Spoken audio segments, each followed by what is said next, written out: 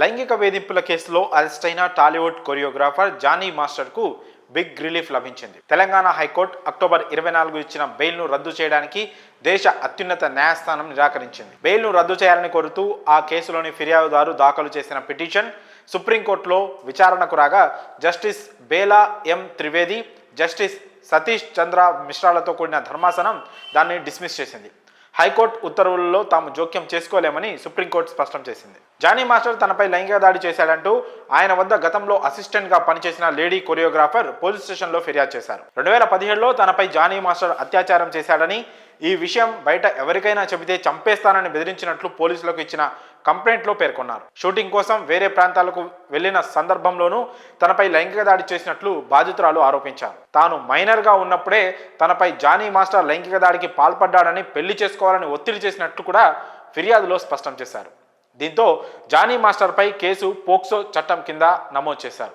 లైంగిక వేధింపుల కేసుల్లో అరెస్ట్ అయిన జానీ మాస్టర్ దాదాపు 4 రోజుల పాటు జైలు జీవితం గడిపారు. జానీ మాస్టర్కు అక్టోబర్ 24న హైకోర్టు షరతులతో కూడిన బెయిల్ను మంజూరు చేసింది. జానీ మాస్టర్, వారి కుటుంబ సభ్యులు బాధితురాలిని బెదిరింపులకు పాల్పడవద్దని, ఆమె పనిచేసే ప్రదేశానికి వెళ్లి ఎలాంటి ఇబ్బందులు కలిగించినా బెయిల్ రద్దు చేస్తామని హైకోర్టు కండిషన్లు పెట్టింది. జానీ మాస్టర్కు హైకోర్టు బెయిల్ మంజూరు చేయడాన్ని బాధితురాలు తప్పుపట్టారు. బెయిల్ రద్దు చేయాలంటూ బాధితురాలు సుప్రీంకోర్టు గడప తొక్కారు.